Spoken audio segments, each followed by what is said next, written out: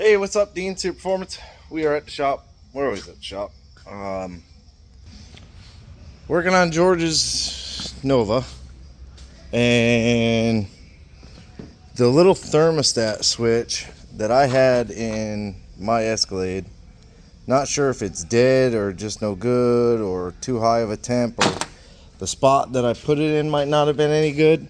I had originally put it in the back of the intake back there. I pulled that plug out, put it in there, wired the wire all the way across, and it didn't work. Don't know why, but it didn't work. So I ordered a new one, and then remember, in small block Chevys, they have the coolant port, temp ports. Basically, there's two ports, one on the passenger, one on the driver. If you flip the head, they're the same port basically. But so I took everything out of there, I put it down here, and that also makes the wiring a little bit easier, that it just comes from there. So I did some heat shield, the terminal, came up with just some loom, zip tied it up to the fender tag, and then rewired the relay.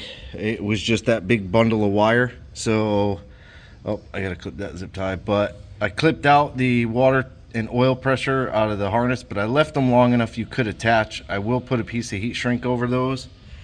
And then this was the bundle of alternator wires, and what I found was in there was a positive wire, and you can see this little pregnant hump right there. That is actually a battery positive wire that they had crimped a ring terminal on that I threw on the floor, and then just put some electrical tape. So it would have just taken the tape to fall off, and you would have arced on the valve cover, the back of the alternator, something like that, and it would have shorted out a lot of stuff. So I went ahead and I cut the ring terminal off, heat shrunk the end of the wire, and then heat shrunk over everything. And this is the terminal, alternator terminal wire, power, ignition, something, resistor, I don't know what it is, regulator, yeah, alternator, regulator, power. So this is a keyed on source. The way it was the white and the red both went over here to this like maxi fuse block, which is direct battery power. That's this wire here. So when I initially turned it on and got the fan to kick on with the switch working, I shut the car off and the fan stayed on. Then it clicked in my head that this is your 12 volt trigger. So I took this wire, wired it into the relay. I just took the white one out and crimped in. This is the white one here. This is how long it was. It's basically about, I don't know, almost hip high on me. I'm a short little guy, but that's about 2.5 feet or so of wire to go from here to here. So it's about 8 inches. So I took that out. I took the wire, put it over, crimped on a terminal, shoved it up in the relay. Now it works, only key on. So the fan won't kill the battery. Alternator tensioner is done, brackets done. I believe I got the timing set pretty good. I'll give it a little start up here. I'm not sure if that distributor is acting up a little bit, but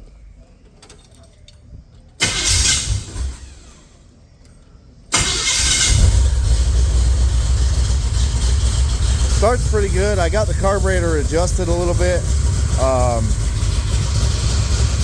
Right now it's cooled down a bunch, so it's not running on choke. But temp, about 160 right now. Idling a little less than 1,000. Done here. About 870, 900, right around there. So all that is good, and the reason I still have the tack light hooked up is so I can see the timing light hooked up, so I can see the tack out here, which is a little easier for me. But yeah, I mean, it sounds good. It's definitely got a good cam in it.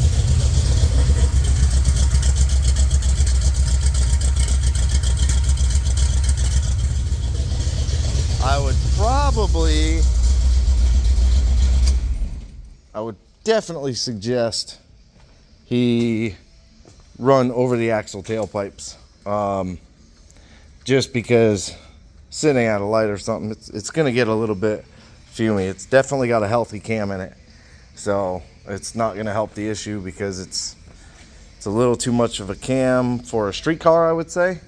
So I got all that in. Then the headlight switch over there, that little retaining nut, I cannot find it anywhere. So I ordered one. I gotta wait for that to come in. I went through all of his boxes and stuff. It's just not here. Typically the painless harnesses come with a whole new headlight switch which has that nut, but I don't know. I looked through that box. I went through everything. But anyways, so I got the car's pretty much good. I got to do a little manual bleeding on the brakes still. So I jumped over to Jonathan's motor, and this is essentially a 408, but it's a 406, just because of the bore is 20 over instead of 30 over. But I have all the accessory stuff back on. The heads are back on. New LS9 head gaskets. The same ARP head bolts, oil pan, Wix filter. This is all the stuff that came off the motor. All new gaskets though. He didn't give me back the gaskets. Not a big deal, but they were brand new. So I got all new gaskets on. I got the flywheel back on. The bolts are Loctited on there good. You got the clutch all on, Loctited. I just took some 220 and kind of went around the flywheel, give it a little bit of a grit. I don't know if you're supposed to or not. I'm not a manual transmission guy. Debating on doing the 4-port steam kit, because I do know these tend to get hot in the back cylinders, but this is kind of a factory way they do it, is with the block off. So I might do the soft kit, because I don't know what kit will work with the LSX intake. I don't know if the hardline kit that goes to the center of the valley, I don't know if those will work. I don't think they will, because that intake kind of has a bubble underneath of it. So I'm gonna probably get the soft line kit. Valve covers are on, valve train's all on, everything's checked. Brand new oil pump. Like I said, he claims I did not use a high volume oil pump. This is the oil pump off the motor. It's a Melling. There's the Melling logo, I assume. USA M355. This is a Melling pump, a M355. It's a high volume, high pressure pump. That is literally the same part number that he told me to order after telling me I did not use this pump. M355. This is the same part number. It's the exact same pump. I didn't realize it until I got everything back, because I had ordered the pump before I got everything back, and he had everything. So luckily so far, the only thing I was missing were the windage tray nuts. There was one nut missing, which, whatever, that probably me dropping it when I took the motor apart. Not really concerned with all of that, but this is all the stuff that I had here. These are just what I took apart up there. So I just ordered a pack of stainless nuts. These are 10 by 125. 10 piece. These are stainless nuts. Yep, they come from Amazon, but they're really nice stainless, so I won't have any issues there. And then I just started getting the boxes and kind of looking through. Excuse me. I got the plugs here. These are the plugs. Again, accused of running it absolutely puke rich, which it's not. So not really sure. The coolant sensor's in there. The water pump gaskets, he gives me back the water pump gaskets that I don't need. So I have plenty of water pump gaskets. I'll put new ones. It's worth it. All the coils are in here. The little billet covers in here. I think I kept all of this here when I took all the accessories off. I think I brought it all back. So I got everything else here. I got the motor mounts, the accessory kit. which I do have to remember, I am going to get rid of those Allen heads on the thermostat housing, because those are just, they're troublesome to say the least. So I'm going to get rid of those. And I'm going to put like a regular hex head bolt. I think I have them over there. So this is all Jonathan stuff here. Soon to be back on. Woods transmission, need to get that in. I believe he's building, Jim up there at Central Florida is building the other one for me that I brought him out of the Escalade. So I should have that back soon. I am a little overwhelmed. Got a lot going on. Tony's son's motor. We got the Jeep transmission and motor. That's all ready. The Jeep is all ready. Then I lost it. There it is. I ended up for the black Jeep, which I don't know if I put on there or not. It's got the MDS. It's got a Hemi in it, and it's got the MDS motor. So it's got a bad lifter, and I went ahead and ordered a kit from AMRS. I think it's AMRS. I think it's how what it is. Oh, but I guess their cam cores were back ordered, Silhouette. But it's been probably a month or so, and I'm not complaining without complaining, I guess. But you know, getting told every week that yeah, they'll be here, yeah, they'll be here, yeah, they'll be here, and it doesn't come. You know, just be honest and say we don't know when it's going to come. So I ended up calling a company that I don't normally use, but looking online, a lot of people like Texas Speed for the Hemi stuff. There's plenty of companies out there. I wanted something that was in stock and that will absolutely 100% work how it's supposed to work. She's dirty. So I called Texas Speed. I don't remember who I talked to. Super nice dude. And kind of went over what the build is, and this is what he recommended. I'm trying to find the cam. There it is. So it is a Hemi, Texas Speed, Hemi, Stage 2 cam, 218, 226 at 50 thousandths, 582, 582, 112 plus 3 lobe separation. And then he sent a set of push rods, a water pump gasket. He said sometimes they rip. So an 805 push rod, then a head gasket, a push rod length checker, another push rod length checker because these intake and exhaust are different, then another set of 675 MSD lifters, no, MDS, there it is, never mind, OE style non-MDS lifters with retainers, MDS expansion plug, no idea what that is, VVT phaser spring lock tool, no idea, cam, cylinder head bolt kit. This is the Texas Speed cylinder head bolt kit. He said it's basically like an OEM, a little bit better. A Beehive spring kit, another cylinder head gasket, I guess you need two, right? And then a VVT phaser lock for the Hemi. Oh boy. So there's a lot of parts in here. There's these plugs, which I know are the solenoid plugs for the top of the motor.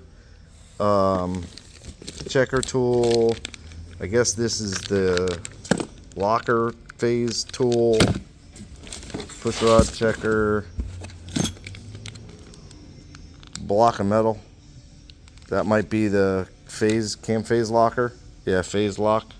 So I don't know what I need and what I don't need. Not quite sure. Push rods. No idea. Oh, boxes inside of boxes. That's pretty cool.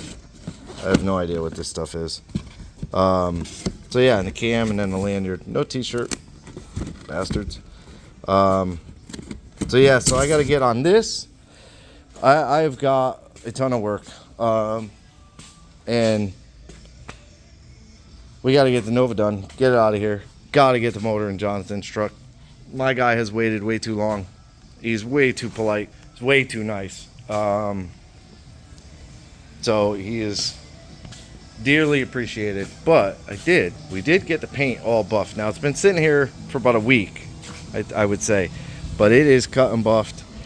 My guy Richard across the street fixed some stuff with the quarter panel on this side, repainted it, fixed the roof, repainted it, and matched it. I mean, absolutely flawless. Cut and buffed the whole truck. We got to trade out the grill guard trim piece because this is the cracked one here. So that's cracked. He's gonna finish up the tailgate and the roll pan, but he's gonna do that once I get it done because the hood is in the back here. So we got to get that over to him on the truck and over to him. He can cut and buff. He's gonna put the tailgate on. He's gonna put the tailgate on. I'm gonna help him put the roll pan on, or he's gonna help me, whichever way you want to look at it. So I've got to get that done. I've got to get the Hemi and the Jeep so that I can finish that. There looks like there's going to be a ton of wiring to clean up now that the fenders are gone and all. There's these lights here that I might have cut. No, that's not even those. So I'm not 100% sure what half this stuff is. I mean, it's just everywhere. There's just wiring everywhere. So I think what I'm going to do is kind of take a step back on the wiring. Possibly label all this stuff out and do like positive terminal blocks. I mean, there's so much room on the frame on this thing. I don't know about with the Hemi, but we got to clean up the frame rails and get them painted. But there's just a bunch of room to put like you know, you could do like positive terminal blocks and things along that line and get it cleaned up. Get all this wiring cleaned up. There's no reason to have 20 positives on top of the battery.